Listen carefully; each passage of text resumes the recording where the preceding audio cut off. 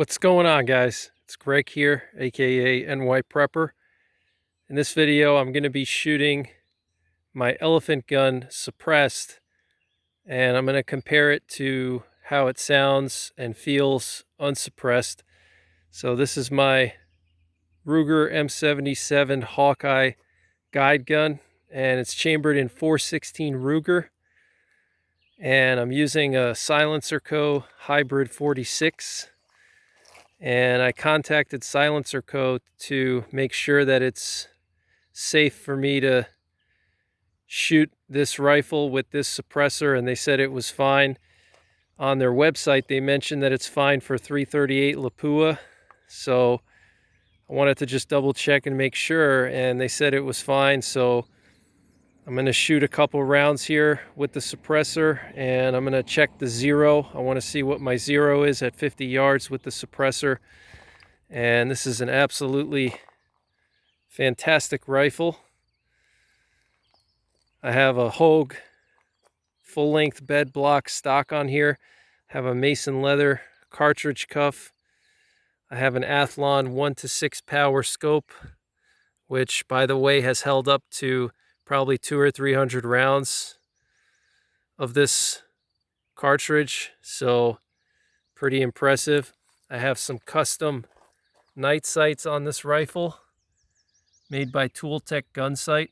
They have tritium lamps in there. It's pretty cool. And then here's the front sight. So one thing I immediately noticed is with the suppressor, it takes up a lot of the field of view when I look through my scope, especially on lower power. So let's see what happens, guys. Let's see how it sounds. Let's see how it feels. Is it going to still recoil like crazy?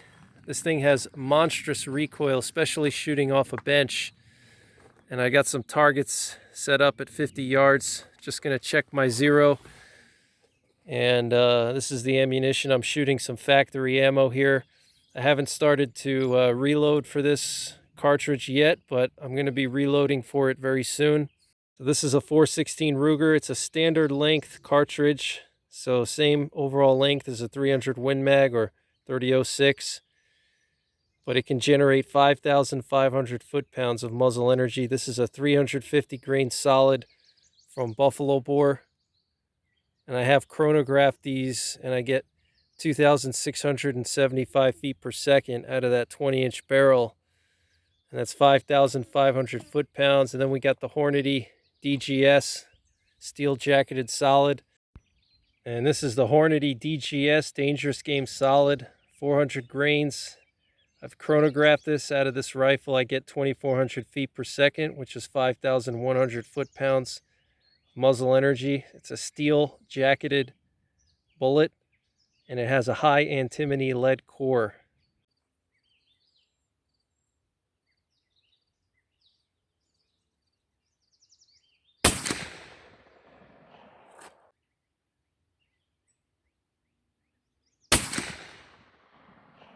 Wow, still a ton of recoil.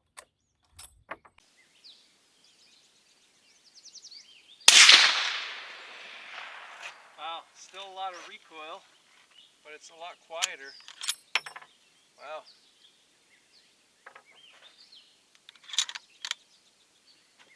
Still a lot of recoil, but much, much quieter.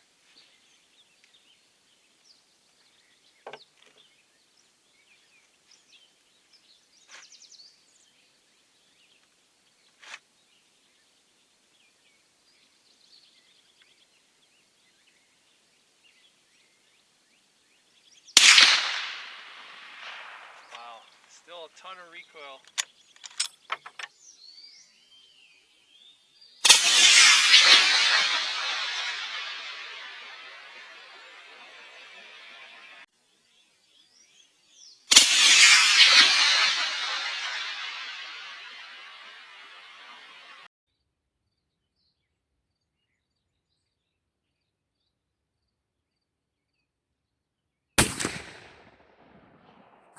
Wow.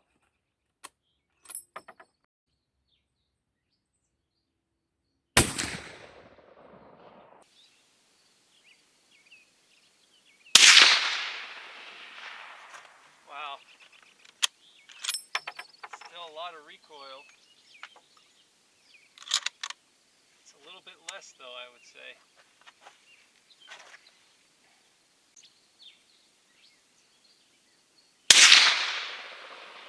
Still a lot of recoil, but it's much quieter. Extraction is a little bit harder because the gases come back. So it's a little bit more effort to lift the bolt because the gases come back and they get in between the case and the chamber. So you got to have a little bit of a heavier bolt lift.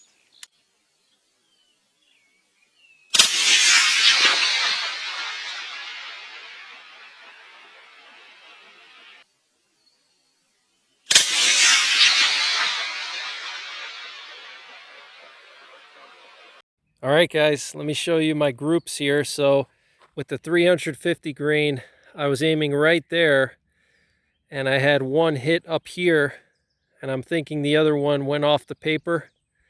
So then with the 400 grain solids, I aimed down here at the bottom of the paper and those hit up here.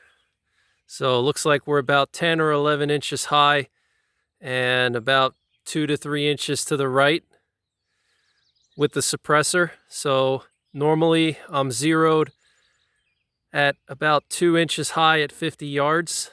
And I am using a Hughes Precision adapter. And so I haven't zeroed it yet with that adapter. This is literally my first shots with the suppressor and the adapter. So I'm going to take the suppressor off now and shoot some with the adapter and see where I hit with the adapter. I had to get that adapter in order to be able to change from the Ruger threads, which are 5/8 by 28, to something that would work with my suppressor. Ruger makes those weird threads on all their rifles. I don't know why, but looks like I have to come down about 1, 2, 3, 4, 5, 6, 7, 8, about 8 inches, maybe 10 inches or so. And then about 1, 2, 3 inches, I have to come over to the left.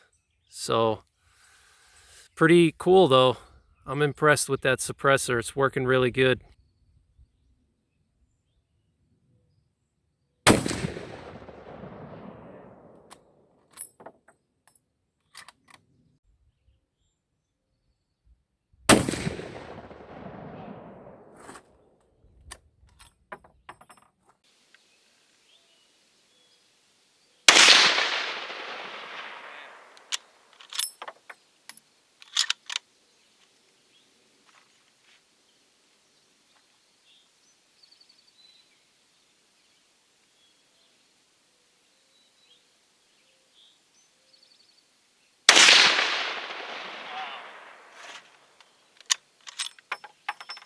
Definitely a lot more recoil. I would say about 20% more recoil.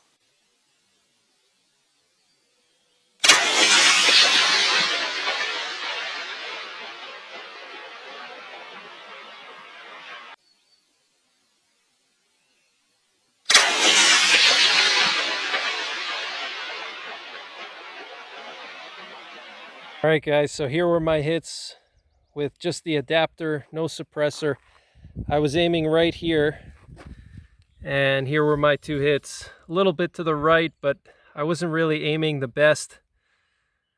Kind of just wanted to get a general idea. So it's basically the same as I had it set before, about 1.5 inches or 2 inches high at 50 yards. So that amounts to about 150 yards zero. So basically with the adapter, the zero is unchanged, but with the suppressor, it changes the point of impact dramatically. But the point of impact goes up like 10 inches at 50 yards and 2 or 3 inches to the right. So that's definitely something I need to keep in mind and adjust for when I'm using the suppressor. I'll probably keep the zero the way it is.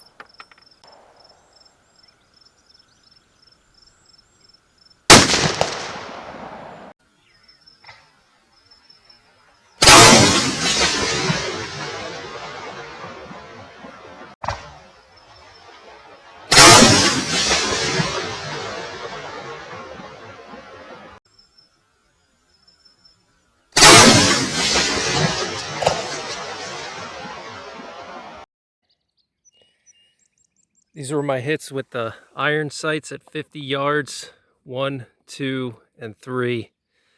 I think this one was just shooter error, but we got these two right here.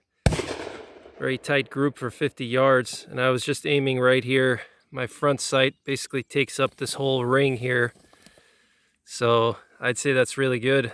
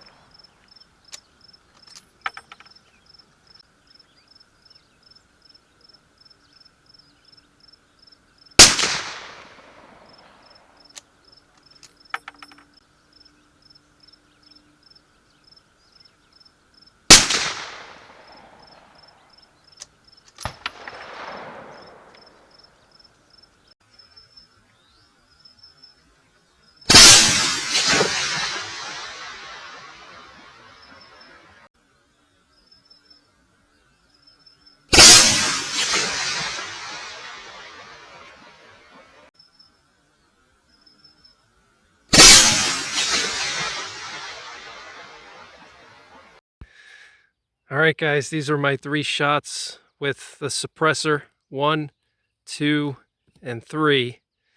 And then we had 1, 2, 3 with the iron sights.